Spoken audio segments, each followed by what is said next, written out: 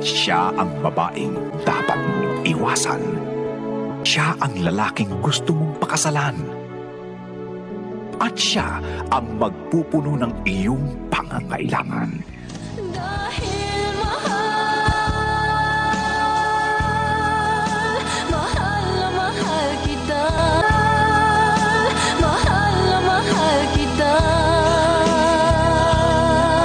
Alam kong wala kang magandang maidudulot sa anak ko. Oh, matatakot ano man ang sabihin nila. Dahil Nasista ka, mother. dahil At kailangan pa may masaktan. Please, tama na. Sino ang nararapat niyang mahalin? gagawin